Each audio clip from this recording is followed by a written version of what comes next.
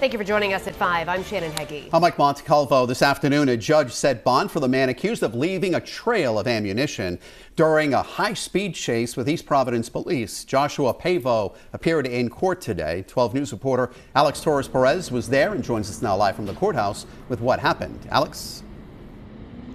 Mike and Shannon, well, it was rather emotional in that courtroom as there was a small group of people who appeared to have known Joshua Pavo, who is the suspect. One of them visibly emotional, in tears, as the judge officially charged that suspect with 116 criminal offenses. Focused on the small crowd, officers led 43-year-old Joshua Pavo to face a judge. He's facing more than 100 criminal charges after Friday's high-speed chase that left a trail of guns and ammo along the road. East Providence police saying it all started after they got a call of a shooting off Estrell Drive. She saw a vehicle stop in front of the home. As the vehicle stopped, she saw the operator produce a long gun, pointed out the window, and fired a single round into their vehicle. Police were able to find the vehicle off Pawtucket Avenue, and when they turned their lights on, they say Pavo took off at high speeds in a residential neighborhood and near a middle school. Estimated to be between 60 and 80 miles an hour. The chase ended when Pavo crashed into 3 other vehicles at Taunton Avenue. Police say Pavo did try to run away, but was quickly arrested. As officers started investigating, what they found left them and the community in shock. Police observed thousands of rounds of ammunition, rifle magazines strewn across the road, and a bag with $14,250 cash. More high-capacity magazines were found along the chase route, and 12 News obtained exclusive surveillance video that appears to show the moment he dumped some of what was in his car. Investigators say they found a backpack loaded with supplies. 3 loaded Glock handguns, hundreds of rifle rounds, a bulletproof vest, gas mask.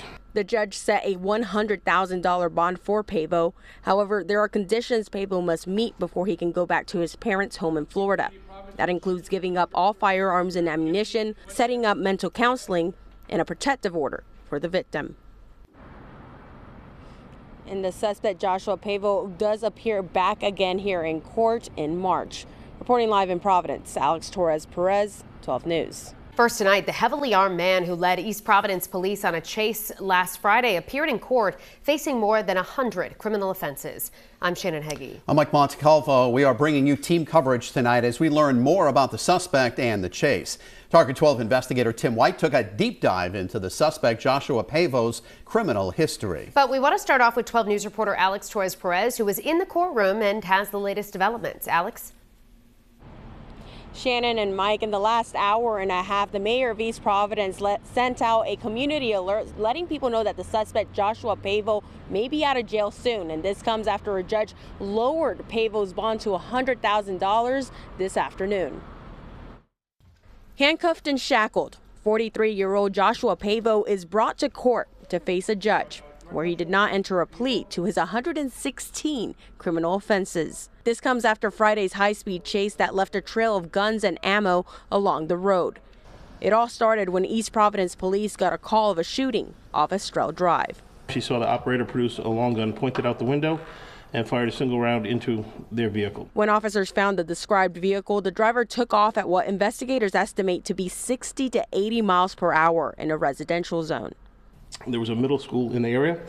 Crossing guard attempted by waving his arms to slow him down. The defendant ignored his direction, went right through the crossing, continued to operate at a high rate of speed, operating recklessly. The chase ended after a multi-car crash on Taunton Avenue, spilling thousands of rounds of ammunition and magazines on the road.